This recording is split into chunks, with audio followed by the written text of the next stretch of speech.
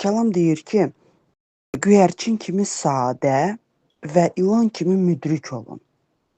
Niyə ilan kimi müdrik? Çünki ilan çox ağıllı birisi idi və ona görə, yəni ki, bir nümunə olaraq onu göstərdi və göyərçin kimi sadə olun.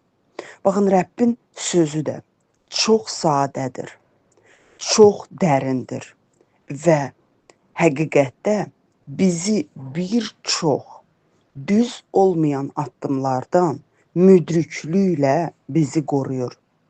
Biz o kəlama, biz o sözə riayət elədikdə, inanın, biz heç vaxt qaranlığa düşməyəcəyik. Biz kəlamı yaşadıqda, biz kəlamın üzərində həyatımızı qurduqda, biz qaranlığa düşməyəcəyik. Çünki Rəbb deyir ki, o nurdur və o nur bizim içimizdədir. Əgər biz içimizdə o nuru gəzdirsək, qaranlıq bizə yaxın durmayacaq. Bəzən biz bir şeylərlə bölüşürük və fikirləşirik ki, bu dedikodu deyil. Əgər biz kimsə haqqında, istər yaxşı, fərq eləməz, istər pis, fərq eləməz, biz danışırıqsa, o insan bizim yanımızda yoxdursa, deməli bu dedikodudur. Yəni ki, bunu artıq təsdiqləyin, bunu artıq nöqtəni qoyun o yerə. Bu dedikodudur. İstər yaxşı tərəfə, istər pis tərəfə. Fərq eləmir. Həqiqətdə Rəbb hər birimizi sevir. Amma Rəbb bir ömür boyu sizin arxanızca bir körpə uşağın arxasıca kimi qaçmayacaq. Necə ki, biz körpə evladlarımızı, onların yeni dünyaya gəldikdə, biz onların əvəzinə hər şeyi biz eləyirik. Burnunu biz silirik, əynini biz geyindiririk, biz yedizdiririk, biz içizdiririk, biz yuduzdururuq. Hər şeyi biz eləyirik. Amma bir müddət keçəndən sonra artıq özləri hər şeyi eləyə bilirlər. Özləri özlərini geyindirə də bilirlər, özləri özlərini yedizdirə də bilirlər. Müəyyən bir yerlərə özləri tək gedə də bilirlər və biz bir ömür boyu Rəbbin qarşısında körpə qala bilmərik. Qalsaq belə, bu artıq Rəbbin deyil, bu bizim problemimizdir. Çünki biz Rəbdə böyümək istəmirik. Rəbbin buna heç bir əlaqəsi yoxdur. O çalışır ki, biz daim körpə qalmayaq. O çalışır ki, biz körpəlikdən yeniyetməliyə yavaş-yavaş böyüyək. Artıq süddən keçək ət yeməklərinə. Yəni ki, mən məcazi mənada deyirəm də, ət yeməklərinə ki, biz böyüyə bilək və biz bəhrə gətirməyə başlayaq deyənə. Çünki biz bilirik ki, körpə bəhrə gətirə bilmir. Biz böyüdükcə bəhrə gətirə bilirik. Rəbb hər zaman arxamızca gəzərək bizim burnumuzu silməyəcək. Bir gün Rəbb susacaq və biz elədiyimiz səhv addımlarımızı artıq bizim üzümüzə vurmayacaq. Nə mənada? Yəni ki, biz bilirik ki, bizə bir köməkçi olaraq Məsih tərəfindən müqəddəs ruh göndərildi və o müqəddəs ruh bizim içimizdə danışır. Səhv elədikdə, günah elədikdə, düz olmayan bir söz dedikdə, düz olmayan bir hərəkət elədikdə, içimizdə o müqəddəs ruhun səsi bizə öyrədir. Sən düz eləmədin. Sən səhv elədin. Sən düz addım atmadın və bu düz atılmayan addımın bəhrəsi çox acınacaqlı olacaq. Ziyanın yarısından qayıt. Və yaxud da sən kiminsə xətrinə dəydin. Çön arxaya və o insandan üzr istə. Sən filan kəsə söz vermişdin. Çön o filan kəsin verdiyi sözünü yerinə yetir. Baxın, biz bunun təsdiqini bütün Bibliya üzrə var. İnanın, bütün Bibliya üzrə var. Baxın, biz bilirik ki, kəlamın bir yerində deyilir ki, sən qurban gətirdikdə qurbangahın önündə yadına sal. Kimin xətrinə dəydin? Kimin qəlbini qırdın? Get onların yenidən qəlbini al, üzr istə, sonra gəl qurbangahın önündə mənə qurban kəs. Baxın, bu kalam deyir. Deməli, Rəbb bizə göstərir ki, biz bu yer üzündə nuruqsa, biz bu yer üzündə duzuqsa, biz heç kəsin qəlbini qıra bilmərik. Biz heç kəsin xətrinə dəyə bilmərik. Bizim xətrimizə dəysələr belə. Biz Rəbbin adı ilə onlara xeyir-dua verərək onların yolunu açıq eləməliyik.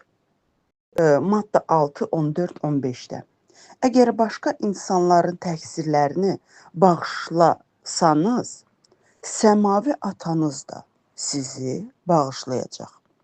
Yox, amma siz başqa insanların bağışlamayacaqsınızsa, atanız da sizin təqsirlərinizi heç vaxt bağışlamayacaq. Görün, bu açıq, aydın Rəbb deyir. Bu yeni əhddir. Məsih olduğu, Məsih yer üzünə gəldiyi bir zamanda bu onun həvvarisi bizə göstərir, bizə deyir. Əgər biz kiminsə təqsirini bağışlamırıqsa, fərq eləmir o bizə neynəyibsə, fərq eləmir nə qədər möhkəm o bizi incidibsə, fərq eləmir nə qədər möhkəm o bizim qəlbimizi qırıbsa, fərq eləmir nə qədər o bizi ziyan gətiribsə, əgər biz onu bağışlamırıqsa, Rəbb də biz səhv elədikdə bizim o səhvimizi bağışlamayacaq. Biz kəlamda böyümədikdə və kəlamı həyatımızın təməli etmədikdə körpəlikdən yenəcəyik dünyaviliyə və elədiyimiz səhvlərə bəraət qazandıraraq özümüzü hər kəsin qabağında düz çıxardacağıq.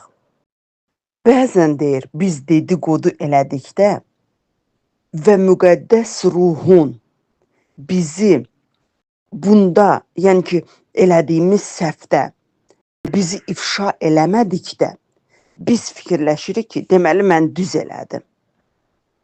Amma xeyr. Baxın, gəldim, çıxdım bu dediyimin sözün üzərinə ki, Rəbb hər zaman bizim arxamızca gəzərək bizim burnumuzu silməyəcək. Çünki bizim artıq böyümə vaxtımızdır və başa düşmək vaxtımızdır ki, mən düz eləmədim, mən səhv elədim. Rəbbin kəlamı bunu mənə öyrədir ki, kiminsə arxasınca pis danışmaq, kiminsə böhtan atmaq, kiminsə qəlbini qırmaq durduğun yerdə, kiminsə şəxsiyyətinə toxunmaq, bu günahdır. Və Rəbb tərəfindən bu heç də alqışa layiq bir hərəkət deyildir. Və buna görə sən bunun cəzasını alacaqsan. Əgər Rəbb o saniyə sənin cavabını vermirsə, o demək deyil, sən düz elədin və yaxud sən haqlı idin. O deməkdir ki, Rəbb sadəcə sənin həyat kitabında sənin bu sözünü, bu hərəkətini artıq yazdı. Və pastor demiş ki, biz bu dünyanı tutaraq əbədi olaraq yaşamırıq. Biz bu dünyada, bu yer üzündə müvəqqətiyik və hər birimiz elədiyimiz hərəkətin, dediyimiz sözün, qırdığımız qəlbin cavabını Rəbbin qarşısında verəcəyik. Həqiqətən də bu bizim üçün bir kompas olmalıdır ki, biz o kompasa baxaraq hər zaman istiqamətimiz düz olsun. Özümüz özümüzə bəraət qazandırmayaq. Mən nə dedim ki? Sözün düzünü dedim. Sözün düzünü biz fikirləşdiyimiz kimi də biz dediqodunu, sözün düzünü fikirləşirik bəzən. Baxın, o dediqodunu eləmək əvəzinə biz o insanlar üçün gündə 5 dəqiqə dua eləsək, inanın, Rəbb onların ürəyinə toxunaraq onları dəyişdirəcəkdir. Və yaxud da onlar dəyişməsə belə, Rəbb bizim ürəyimizi dəyişdirəcək və biz artıq bu vəziyyətə tam başqa bir yanaşacağıq. Artıq onlar elədikləri bir şeylər bizim ürəyimizə toxunmayacaq. Həqiqətən, baxın, inanın, ən birinci bu sözü özümə götürdüm. Bəzən dedikodu elədikdə biz o dedikoduya xoşlayırıq don geyindirməyi ki, mən sevərək onun haqqında dedikodu elədim. Amma nə qədər don geyindirsək belə, dedikodu dedikodudur. Qeybət qeybətdir. Və belə bir deyim var, deyir, qeybət padşahlıqları yıxar. Həqiqətən də bu belədir. Bəzən dedikodu insanların münasibətlərini yıxır.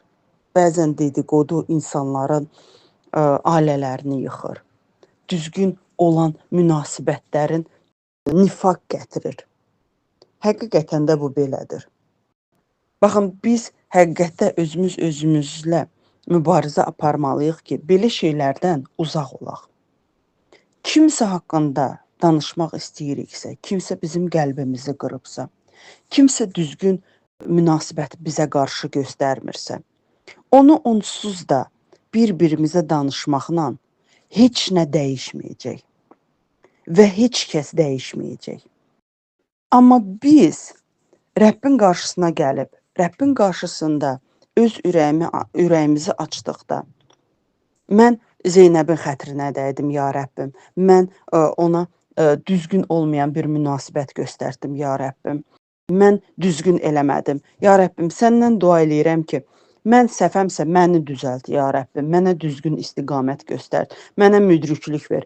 Məsələn, Zeynəb səhvdirsə, Zeynəbə bir düzgün istiqamət ver, ya Rəbbim, onun ürəyinə toxun, qoy o başa düşsün ki, məsələn, o bu sözü düz demədi. Mən bir misal gətirərək bu sözü deyirəm, biz bu cürünə yanaşsaq, bəlkə ətrafımızda olan hər bir şeylər bir başqa cür olacaqdır.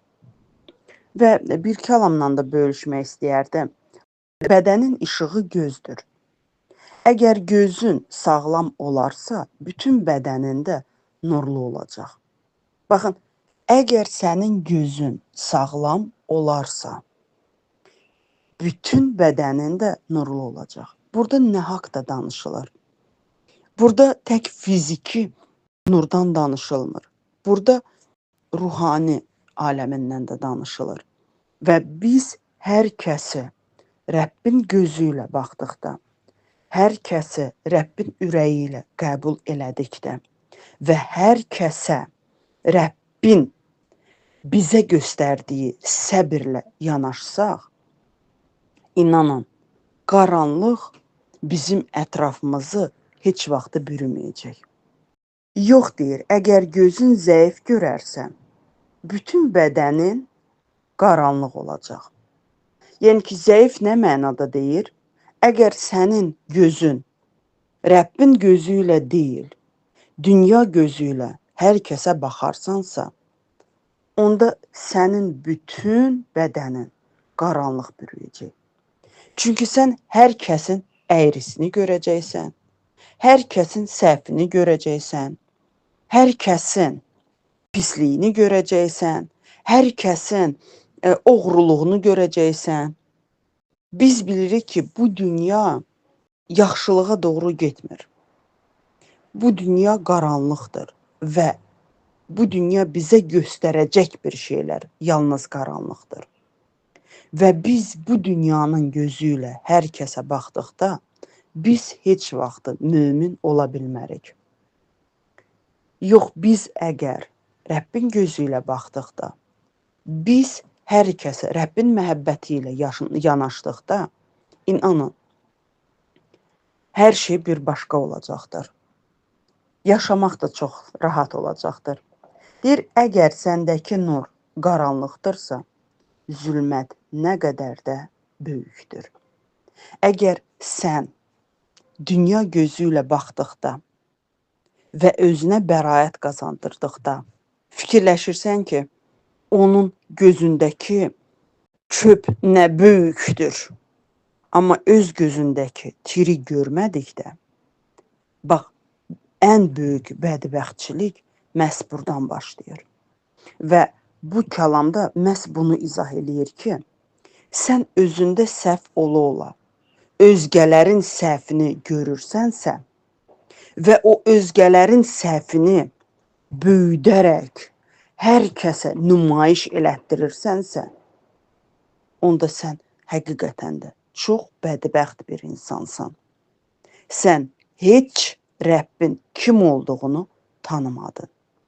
Sən Rəbbin məhəbbəti nə olduğunu heç bilmədin. Ya Rəbb, dua eləyirəm ki, hər birimizin ürəyi sənin önündə ifşa olsun. Nəyin düz, nəyin səhv elədiyimizi, ya Rəbb, yalnız sən bilirsən. Necə ki, Davud deyirdi, ya Rəbbim, mən razıyam, çox səhv eləmişəm. Sənin qarşında çox düz olmayan bir addımları atmışam və buna görə sənin hüzurunda tövbə eləyirəm. Yeganə səndən istədiyim, öz ruhunu məndən çəkmə. Öz əlini üzərimdən çəkmə. Çünki, ya Rəbb, müqəddəs ruh içimizdə danışmadıqda, bizi ifşa eləmədikdə, biz bu dünyaya oxşayacağıq. Və biz, necə ki, Həvvarilərin biri Məsihi 33 qəpiyə satdısa, biz də bir gün səni satacağıq. Buna görə də, ya Rəbbim, qoy müqəddəs ruhun daim üzərimizdə olsun. Daim düz eləmədiyimiz biz bir hərəkəti, düz demədiyimiz bir sözü içimizdə ifşa eləsin və bizi əyri yoldan çəkərək düz yola istiqamətləndirsin, ya Rəbbim. Səndən istəyib səndən diləyirəm. Ümidimiz sənsən. Qaçıb gizlənəcək yerimiz sənsən. Bizi bağışlayaraq, bizim məst edərək, köhnəliyi ataraq, yeni libası geyindirə biləcək yeganə ata sənsən. Sən verdiyin o libası, ya Rəbbim, biz ləkələmək istəmirik. Verdiyin sənin möminliyini, ya Rəbbim, çirkləndirmək istəmirik. Biz dünya ikən, biz doyunca günah içində yaşadıq və sən həyatımıza gəldikdə, sən bizi o qaranlıqdan, o günahdan, günahın bəhrəsi olaraq ölümdən bizi xilas elədin. Biz yenidən eyni vəziyyətə düşmək istəmirik, ya Rəbbim. Bizi qoru. Daim bizimlə danış, daim bizimlə işlə, daim bizim ürəyimizi korrektə elə. Biz sənin surətinə bənzəyək deyə. Biz sən baxdığın kimi baxa bilək. Sən sevdiyin kimi sevə bilək. Sən bağışladığın kimi bağışlaya bilək. Sən bizim üçün elədiyin səbri kimi biz də bu cürünə ətrafımızda olan hər kəsə səbirlə yanaşa bilək. Qoy sənin mərhəmətin içimizdə bərqərar olsun ki, biz də hər kəsə mərhəmətlə yanaşa bilək. Heç kəsi qınamayaq, heç kəsi mühakimə etməyək. Amma hər zaman səbirlə, məhəbbətlə, şükranla sənin hüzuruna gələ bilək. Sənin səsinə qarşı çox həssas olaq, ya Rəbbim. Qoy sənin səsin daim qulaqlarımızda olsun, ya Rəbbim. Qoy biz sənlə o ünsiyyəti itirməyək. Qoy biz sənin səsini itirməyək. Sən bizim həyatımıza danışdıqda, biz sənin səsini bir kənara qoyaraq öz bildiyimiz kimi deyil, sən bizə istiqamət göstərdiyimiz kimi hərəkət eləyək. Sənə hər şey üçün minnətdaram, ya Rəbbim. Açıqlamalara görə minnətdaram. Ürəyimizə toxunduğuna görə minnətdaram. Sən bizə danışırsan və biz bunu eşitdiyimizə görə minnətdaram, ya Rəbbim. Halleluya, ya Rəbb. Halleluya.